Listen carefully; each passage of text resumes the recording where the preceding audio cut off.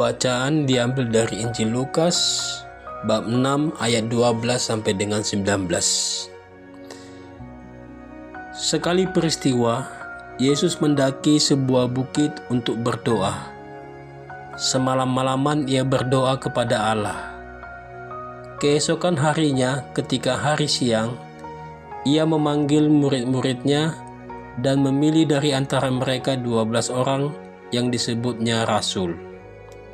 Mereka itu ialah Simon yang juga diberinya nama si Petrus, dan Andreas saudara Simon, Yakobus dan Yohanes, Filipus dan Bartolomeus, Matius dan Thomas, Yakobus anak Alfeus, dan Simon yang disebut orang Zelot, Yudas anak Yakobus, dan Yudas Iskariot yang kemudian menjadi pengkhianat. Lalu Yesus turun bersama mereka dan berhenti pada suatu tempat yang datar. Di situ berkumpul sejumlah besar dari murid-muridnya dan banyak orang lain yang datang dari seluruh Yudea dan dari Yerusalem dan dari daerah pantai Tirus dan Sidon. Mereka datang untuk mendengarkan Dia dan untuk disembuhkan dari penyakit mereka. Juga mereka yang kerasukan roh-roh jahat mendapatkan kesembuhan. Dan banyak orang itu berusaha menjamah Dia, sebab daripadanya keluar suatu kuasa, dan semua orang itu disembuhkannya. Demikianlah sabda Tuhan, terpujilah Kristus. Salve. Dalam bacaan Injil hari ini, penginjil Lukas mengisahkan Yesus berdoa sebelum Dia memilih ke-12 rasulnya. Hal ini menarik untuk menjadi bahan permenungan kita. Tak hanya berdoa, tetapi Yesus juga mengasingkan diri dari keramaian, bahkan berdoa semalam-malaman.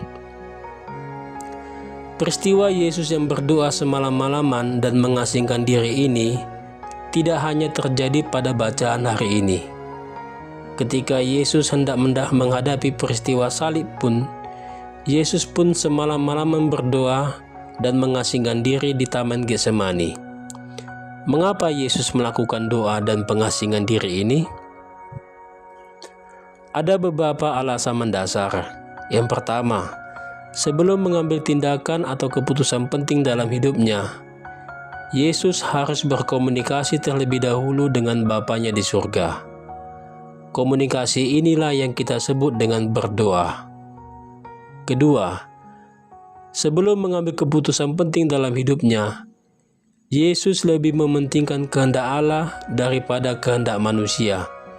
Oleh karena itu, Yesus mengasingkan diri untuk menjauhkan diri dari pengaruh orang-orang yang ada di sekitarnya.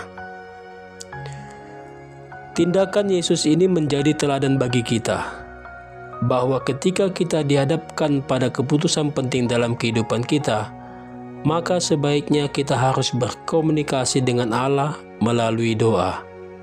Selain itu, kita juga perlu untuk mengasingkan diri agar keputusan yang kita ambil itu adalah kehendak Tuhan, bukan karena pengaruh dari orang-orang yang ada di sekitar kita.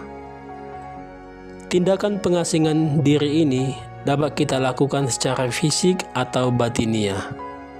Pengasingan diri secara fisik misalnya mengikuti retret atau rekoleksi. Pengasingan diri secara batiniah misalnya masuk ke dalam diri kita atau berefleksi.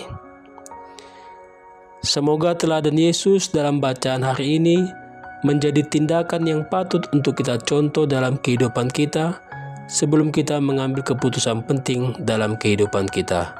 Semoga.